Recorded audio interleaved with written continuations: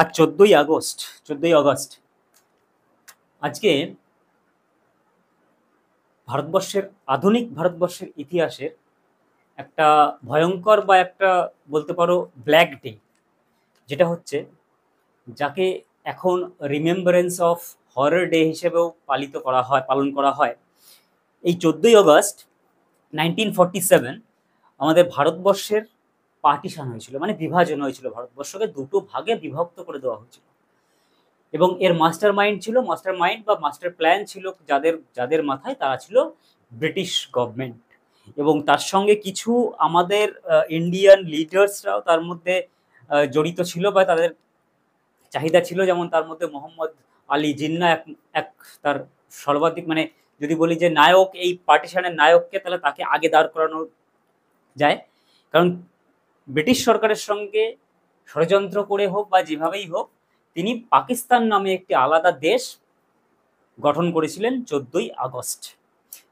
তো এই দেশ 14ই আগস্টে যেরকম বিভক্ত হয়েছিল, ঠিক তার 40-50 বছর আগে, 47 যদি ধরি, 40 বছর আগে আরেকবার ব্রিটিশ সরকার বাংলাকে বিভাজন করতে চেয়েছিল। বাংলার বিভাজন হয়েছিল, বঙ্গভঙ্গ হয়েছিল। সেটা কবে না, সেটা 1905 খ্রিস্টাব্দে। 1947 থেকে যদি ধরি, 1947 এবং এদিকে 1905, মানে 42 বছর আগের আরেকটি ঘটনা। সেই ঘটনা হচ্ছে বঙ্গভঙ্গ বা বাংলার বিভাজন। আমরা আজকে সেই বাংলার বিভাজন নিয়ে আলোচনা করব।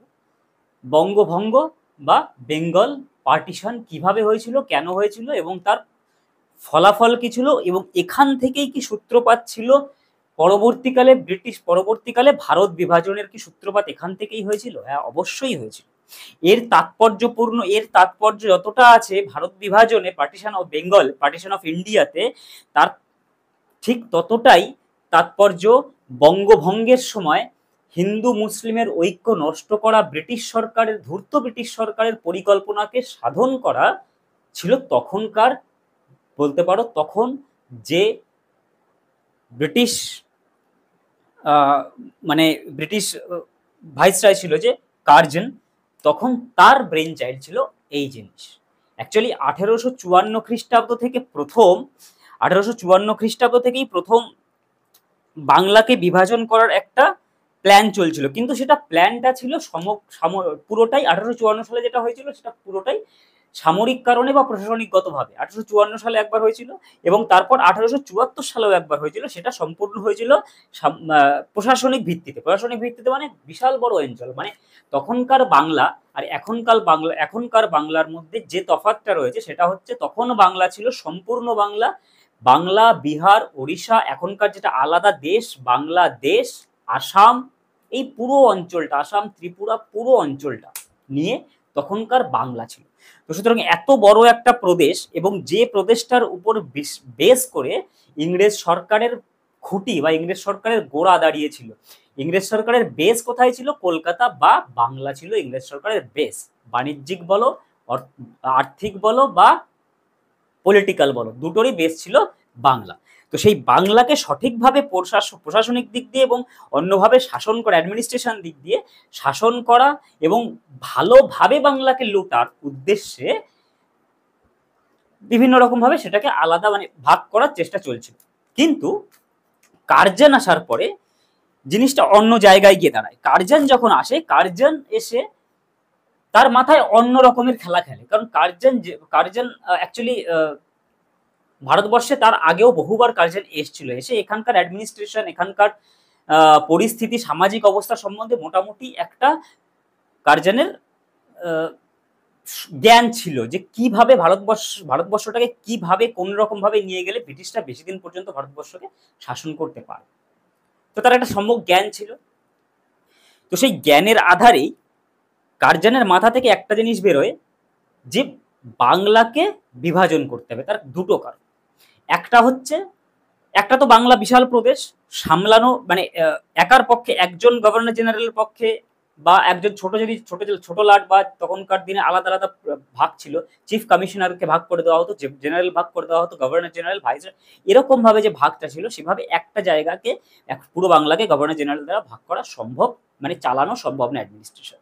তো এই অ্যাডমিনিস্ট্রেশন চালানো সম্ভব না এই কারণ দেখিয়ে তার ভিতরের যে অন্তর্নিহিত কারণ সেইটাকে সে কি করতে চেয়েছিল, সেটাকে বাস্তবায়িত করার চেষ্টা চালিয়েছিল। কিরকম না, তখনকার বাংলার ইতিহাস দেখো, তখনকার বাংলার পরিস্থিতি, সামাজিক পরিস্থিতি এরকম ছিল, বাংলায় হিন্দু মুসলিম দুটো সম্প্রদায় ছিল মোটামুটি, এবং বাংলা ভাষীর সঙ্গে উড়িয়া ভাষী এবং বিহারের হিন্দি ভাষী, এই টোটাল যে সামঞ্জস্যপূর্ণ এলাকা ছিল, সেই সামঞ্জস্যপূর্ণ এলাকায় বিশেষ করে বাংলা এবং বাংলার আশেপাশে উড়িষ্যা এবং বিহারকে যদি আমরা একটুভাবেও বাদ দিয়ে থাকি, তাহলে কারণ উড়িষ্যা এবং বেঙ্গল সেইভাবে মানে রাজনৈতিক দিক থেকে ওই সময়টা রাজনৈতিক দিক থেকে অতটা অ্যাক্টিভ ছিল না যতটা বাংলার প্রদেশে শিক্ষা দীক্ষার দিক থেকে বলো বা রাজনৈতিক ক্ষমতার দিক থেকে বলো, অর্থনৈতিক ক্ষমতার দিক থেকে বলো, বাংলা একটা ভালো বেস ছিল। এবং এখান থেকে যত রকমের বিপ্লববাদ, জাতীয়তাবাদ, সমস্ত কিছু এখান থেকেই উদ্ভূত হতো। তো এই জায়গাটা থেকে যাতে পরবর্তীকালে আর কিছু মানে ব্যাপক একটা মানে রেভলিউশন, যদি ব্যাপক একটা রেবেলিয়ান, ব্যাপক একটা বিদ্রোহ 1857 সালে যেরকম বিদ্রোহ হয়েছিল সেরকম বিদ্রোহ যাতে আর না হয়, তার জন্য জায়গাটাকে আলাদা করতে হবে। এবং ওই সময় দেখো 1857 খ্রিস্টাব্দের পর 1885 খ্রিস্টাব্দ পর্যন্ত মোটামুটি কিছু কিছু আপরাইজিং ছিল, কিছু কিছু জায়গায় মানে আঞ্চলিকভাবে বা অন্যরকম ভাবে স্বাধীনতা সংগ্রামের জন্য কিছু কিছু জায়গায় বিভিন্ন রকমের ছোটখাটো সংগঠন, বিভিন্ন রকমের বিদ্রোহ, যে বিদ্রোহগুলো সামান্যতম বিদ্রোহ, সেটাও আঞ্চলিকভাবে মানে নিজেদের স্বার্থের জন্য। আমি যদি আপরাইজিংস গুলোকে, যে 1857 সালের আগে এবং পরে আপরাইজিংস গুলো, যে বিদ্রোহগুলো ঘটেছে, সেই বিদ্রোহগুলোকে যদি আলোচনা করতে চাই, তাহলে প্রত্যেকটাই ছিল আঞ্চলিক এবং তাদের নিজস্ব স্বার্থের ভিত্তিতে। সমগ্র জাতীয়তার ভিত্তিতে, সমগ্র জাতীয়তাবাদ বা দেশের তোমার স্বাধীনতার ভিত্তিতে, জাতীয়তাবাদের ভিত্তিতে সেই রকমের আন্দোলন কিন্তু গড়ে ওঠেনি। সেই আন্দোলনটা গড়ে উঠছিল বাংলাতে, প্রথম গড়ে উঠছিল বাংলাতে, এবং তার সঙ্গে কিছু কিছু জায়গায় মহারাষ্ট্র, পাঞ্জাব, এই অঞ্চলগুলোতে, বিশেষত বলতে পারো বাংলায়। তো এই বাংলায় গড়ে ওঠার কারণ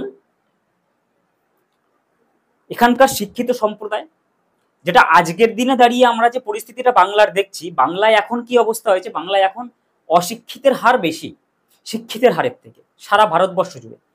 সেই সময় ছিল তার উল্টো, সেই সময় ছিল সারা ভারতবর্ষের এক অংশ, পুরোপুরি ভারতবর্ষের এক অংশ এবং বাংলার এক অংশ, তাদের উপরে ভারী পড়তো এই জায়গাতে যে বাংলার শিক্ষিত সম্প্রদায়, বাংলার আর্থিক সম্প্রদায়, অর্থনৈতিক সম্প্রদায় তাদের থেকে বেশি ছিল।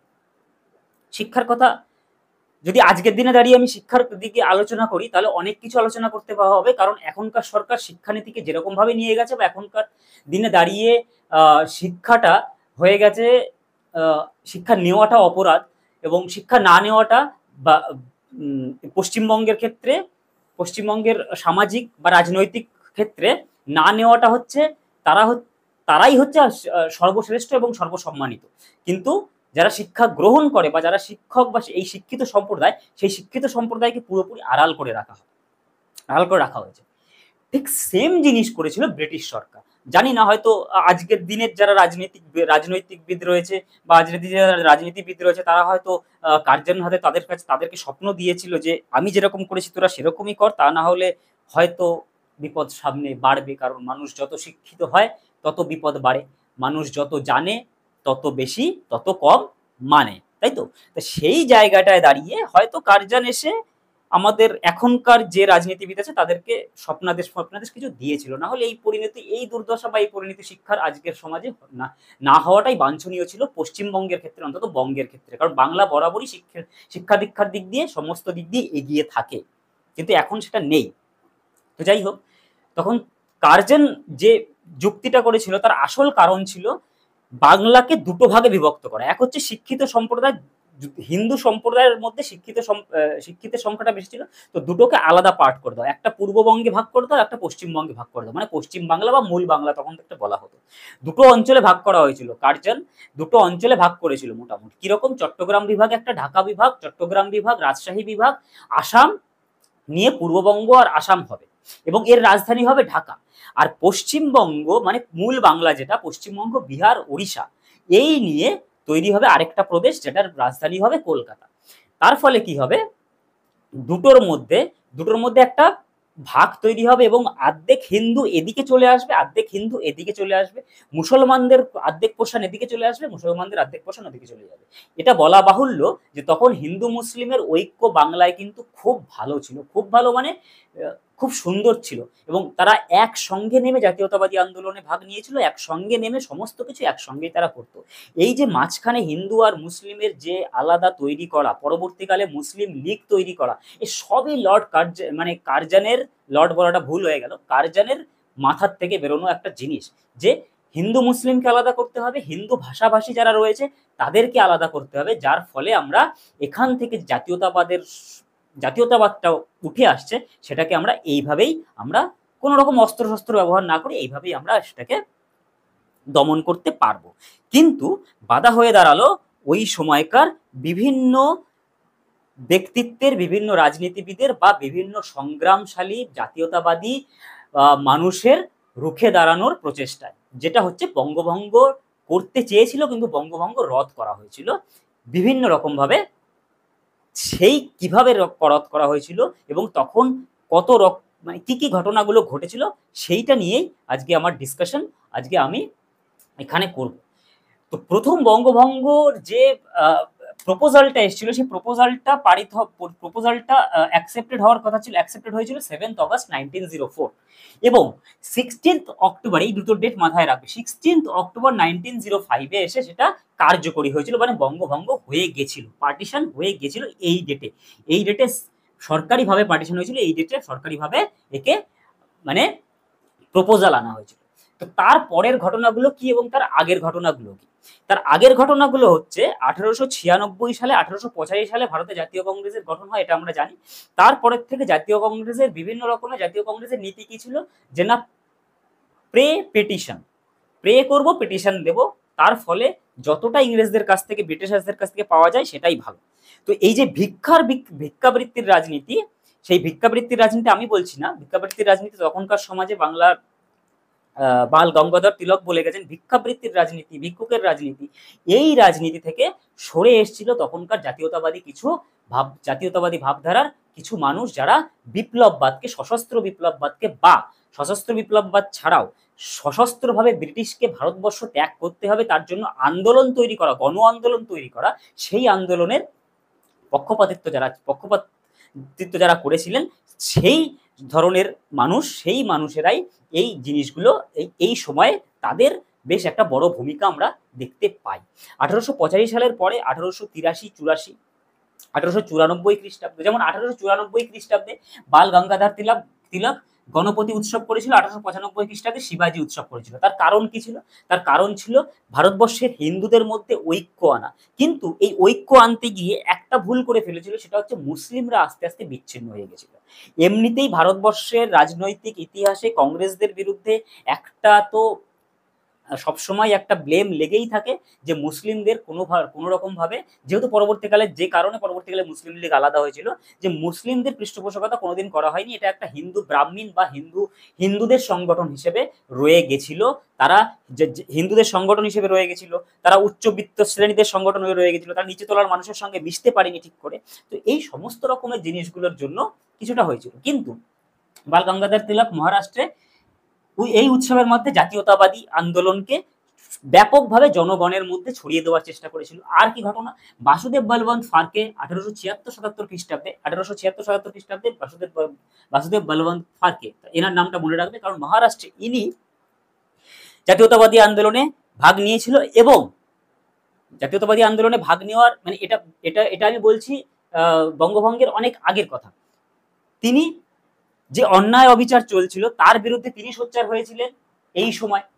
তারপরে চাপেকার ব্রাদার্স 1897 চাপেকার ব্রাদার্স কাকে হত্যা করেন? র্যান্ড এবং আয়ার্স্ট, মিস্টার আয়ার্স এবং র্যান্ড। কেন হত্যা করেছিলেন? তার কারণ চাপেকার ব্রাদার্স এই সময় প্রচন্ড পরিমাণে 1896 থেকে 1900 সাল পর্যন্ত পশ্চিমবঙ্গ শুধু নয়, সারা ভারতবর্ষে একটা বিভৎস মহামারী চলেছিল, সেখানে 90 লক্ষ থেকে 1 কোটি লোক মারা গেছিল শুধুমাত্র এই মহামারীর কারণে। সেটাকে বলা হয় বুবনিক প্লেগ, খুব ভয়ঙ্কর একটা অসুখ, যেটাতে তখন হলে কেউ মানুষ বাঁচত না, তখন তো কলেরাও একটা ভয়ঙ্কর মারাত্মক অসুখ ছিল, যেটা হলে মানুষ বাঁচত না, গ্রামের পর গ্রাম উজাড় হয়ে যেত। বিশেষ করে বাংলায় যে অবস্থা হয়েছিল, বাংলায় আমরা ৭৬-এর মন্বন্তরের কথা জানি, সেটা তো দুর্ভিক্ষ ছিল, না খেয়ে মানুষ মারা গেছিল সেই দুর্ভিক্ষ। তো এই সময়গুলোতে এমন একটা দুর্দশাগ্রস্ত অবস্থায় ভারতবর্ষের মানুষ ছিল, যে যে জিনিসগুলো এই সব মানুষগুলোকে এমনভাবে ভিতর থেকে নাড়িয়ে দিয়েছিল যে কল্পনা করার অতীতে। তারা নিজেদেরকে ধরে রাখতে পারেনি যে কিভাবে এই ব্রিটিশ সরকারের কাছ থেকে আমরা সাহায্য পাবো, কিভাবে পাবো, আমরা সশস্ত্র বিপ্লববাদে না নামলে এরা কোনোদিন যাবে না। কারণ জাতীয় কংগ্রেস 1885 সাল থেকে তাদের কাছ থেকে অনেক কিছু আবেদন জানাচ্ছে, পিটিশন জানাচ্ছে, সমস্ত কিছু করছে, কিন্তু তারা কোনো পাত্তাই দিচ্ছে না। আসছে পিটিশন, আসছে, ঠিক আছে ছেড়ে দেও। জাতীয় কংগ্রেসের নামে, মানে জাতীয় কংগ্রেসকে ডাফরিন বলছে যে মাইক্রোস্কোপিক মাইনরিটি বলছে, কার্জন বলছে যে একে আমি যতদিন আছি ততদিন পর্যন্ত কংগ্রেসকে যেন আমি দেখি এর পিসফুল ডিমাইজ হচ্ছে, সেই সব কথা বলছে। তার কারণ তারা তাদেরকে পাত্তাই দিচ্ছে না, তার কারণ একটাই, পিটিশন দিচ্ছে, প্রে করছে, আর কিছু করছে না। তো ব্রিটিশরা ভাবছে তো ভালোই, ঠিকই আছে, যদি এদেরকে আমি বাঁচিয়ে রাখতে পারি, যদিও এটা কন্ট্রোভার্সিয়াল ইস্যু, যদি আমি এদেরকে বাঁচিয়ে রাখতে পারি, তাহলে এই একটা কংগ্রেসের নাম করে সারা ভারতবর্ষে কোথাও বিদ্রোহ হবে না। ওরা ভাববে যে এই তো বিদ্রোহ চলছে, এরা তো সংগঠন একটা আছে, সেই সংগঠন তো ব্রিটিশদের সঙ্গে, সরকারের সঙ্গে নেগোসিয়েশন চালাচ্ছে। এই কারণে ভারতীয় জাতীয় কংগ্রেসকে 1900 সাল আসতে আসতে, মানে এই 95 এর পর থেকেই, এই সময়ের পর থেকেই জাতীয় কংগ্রেসের উপরে বিশ্বাস আস্তে আস্তে হারাতে শুরু করে জাতীয়তাবাদী নেতারা। এবং তারা বিশ্বাস হারিয়ে তারা নিজেরা সশস্ত্র সংগ্রাম তখনও তৈরি হয়নি, তারা নিজেরা আন্দোলন এবং পিকেটিং করা, রাস্তায় নেমে আন্দোলন করা, হরতাল করা, এইসবের উপরে তারা বিশ্বাসী হয়। তার মধ্যে উল্লেখযোগ্য যদি নাম আমি বলি, লাজপত রায়, বিপিন চন্দ্র পাল, অরবিন্দ ঘোষ, বাল গঙ্গাধর তিলক, এরা খুব প্রমুখ ব্যক্তি, পাঞ্জাবের রঞ্জিত সিং, প্রমুখ ব্যক্তি এনারা। তো এনারা এই জাতীয়তাবাদকে জাতীয়তাবাদকে অনেক দূর এগিয়ে নিয়ে যায়। তার মধ্যে আরো কি ঘটনা ঘটে, VD সাভারকর, বিনায়ক দামোদর সাভারকর, ইনিও জাতীয়তাবাদী আন্দোলনকারী ছিলেন। তিনি 1899 খ্রিস্টাব্দে মিত্রমেলা নামে একটি সংগঠন তৈরি করে, মিত্রমেলা। 1904 খ্রিস্টাব্দে অভিনব ভারত, যেটা মিত্রমেলার পরবর্তী রূপ হচ্ছে অভিনব ভারত, সেটা তৈরি করেন 1904 খ্রিস্টাব্দে। আমাদের এখানে বাংলায় কি হয়, বাংলায় 1899 খ্রিস্টাব্দে ক্যালকাটা কর্পোরেশন অ্যাক্ট এনেছিল কার্জন। দুটো অ্যাক্ট এনেছিল, ক্যালকাটা কর্পোরেশন অ্যাক্ট আর ইউনিভার্সিটি অ্যাক্ট। এই দুটো অ্যাক্ট আনার উদ্দেশ্য একটাই ছিল, কারণ তখন কি হতো, তখন যেমন সুভাষচন্দ্র বসু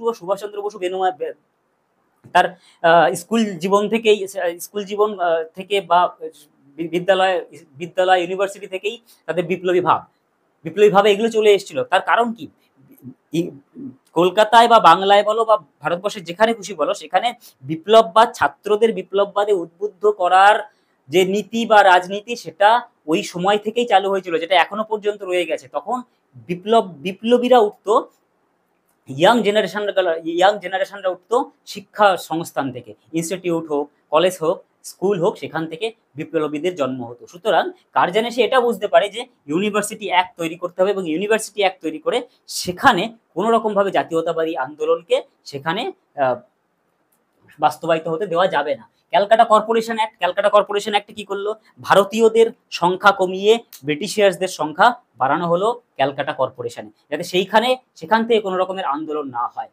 এত সব করার পরেও 1902 খ্রিস্টাব্দে এসব চলছে, 1902 খ্রিস্টাব্দে অনুশীলন সমিতি তৈরি হলো। জাতীয়তাবাদী আন্দোলন যারা করছে তারা আন্দোলন চালিয়ে যাচ্ছে, কিছু গুপ্ত সমিতি গঠন করার চেষ্টা করছে। এই গুপ্ত সমিতির মধ্যে ইম্পর্টেন্ট হচ্ছে অনুশীলন সমিতি। ঢাকা অনুশীলন সমিতি 1905 খ্রিস্টাব্দে অনুশীলন সমিতি গঠন করেছিলেন কে, পি মিত্র। আমি আগেও যেটা বলেছি, এখনো সেটা বলছি, তোমরা নোটস করতে থাকো, যেটা বলছি সেটা নোটস করতে থাকো, এখান থেকেই কোয়েশ্চেন আসবে, লেকচারের উপরেই কোয়েশ্চেন আসবে। 1902 খ্রিস্টাব্দে অনুশীলন সমিতি প্রমথনাথ মিত্রের হাতে তৈরি হয় অনুশীলন সমিতি। এই অনুশীলন সমিতি বিভিন্ন জায়গায়, শুধুমাত্র বাংলার মধ্যে নয়, বাংলার বাইরেও যুগান্তকারী একটা আলোড়ন সৃষ্টি করে। সেখান থেকে ঢাকা অনুশীলন সমিতি তৈরি হয়। কে তৈরি করেন, পুলিন বিহারী দাস। 1906 খ্রিস্টাব্দে অনুশীলন সমিতির থেকেই কিছু লোক বেরিয়ে কিছু আন্দোলনকারী বেরিয়ে, কারণ তাদের সঙ্গে যে অনুশীলন সমিতির যারা ছিলেন বরিষ্ঠ নেতা তাদের সঙ্গে মানে মতবিরোধের জন্য তারা যুগান্তর পত্রিকা এবং যুগান্তর সংগঠন নামে আরেকটি সংগঠন তৈরি করেন। তাদের মধ্যে ইম্পর্টেন্ট হচ্ছে বারীন্দ্রনাথ ঘোষ এবং ভূপেন্দ্রনাথ দত্ত। এরা দুজন মিলে যুগান্তর পত্রিকা এবং যুগান্তর সংগঠন, এই সংগঠন তৈরি করেন, যে সংগঠনের মূল উদ্দেশ্য ছিল বিপ্লববাদ। এবং এরা বিপ্লববাদ, এই যুগান্তর পত্রিকা বা যুগান্তর সংগঠন থেকেই বিপ্লববাদের আসল বিপ্লববাদ শুরু হয়, এবং সশস্ত্র সংগ্রাম যে শুরু হবে সেটা এখান থেকেই শুরু হয়। কারণ 1908 খ্রিস্টাব্দে, 1905, 1906 এই সময় আমরা 1908 খ্রিস্টাব্দে দেখেছি যে ক্ষুদিরাম বসু এবং প্রফুল্ল চাকি দুজনে কিংসফোর্ডকে হত্যা করার জন্য যায়, সেটাও এই অনুশীলন সমিতি এবং যুগান্তর সংগঠন এই সংস্থা থেকেই বেরোনো, তারা এখান থেকেই বেরিয়েছিল। এবং এদের মাস্টার মাইন্ড কি ছিল? অরবিন্দ ঘোষ। তার জন্য অরবিন্দ ঘোষের নামেও ওই আলিপুর বোমা মামলায় অরবিন্দ ঘোষকে গ্রেপ্তারও করা হয়েছিল। তো এই সংগঠনগুলো সেই সময় কাজ করছিল। তাছাড়া অরবিন্দ ঘোষের বন্দে মাতরম পত্রিকা, ব্রহ্মবান্ধব উপাধ্যায় তার সন্ধ্যা পত্রিকা, এই পত্রিকাগুলোতে বিশেষভাবে লেখা হচ্ছিল বঙ্গভঙ্গের কথা। রবীন্দ্রনাথ টেগর উল্লেখযোগ্য কেন? রবীন্দ্রনাথ টেগর উল্লেখযোগ্য রাখি বন্ধন উৎসব, আমার সোনার বাংলা গান লেখা এবং বিভিন্ন রকমের পদ্য, মানে জাতীয়তাবাদী পদ্য, ন্যাশনালিজমের জন্য যে কবিতা রচনা, গদ্য রচনা, তিনি সেইভাবে সেই সময় অংশগ্রহণ করেছিলেন। বিপিন চন্দ্র পালের দুটো পত্রিকা, একটা হচ্ছে নিউ ইন্ডিয়া, একটা হচ্ছে বন্দে মাতরম। বেঙ্গল কেমিক্যাল, শিল্পে, এগুলো সাংস্কৃতিক দিক দিয়ে এই ধরনের আন্দোলন শুরু হলো। শিল্পের দিক দিয়ে আন্দোলন শুরু হচ্ছে, নিউ এপিসি মানে আচার্য প্রফুল্লচন্দ্র রায় আমাদের বেঙ্গল কেমিক্যাল তৈরি করছে। এগুলো কেন হচ্ছে তার কারণ একটাই, সেটা হচ্ছে আমরা এবার যাব স্বদেশী আন্দোলন। এই যে বঙ্গভঙ্গর বিরোধিতা করে যে আন্দোলনটা তৈরি হয়েছিল, সেই আন্দোলনটা হচ্ছে স্বদেশী আন্দোলন মানে বিদেশি পণ্য বর্জন করতে হবে যে কোনো রকমের উপায়ে, তাকেই বলছিলাম আমরা স্বদেশী আন্দোলন।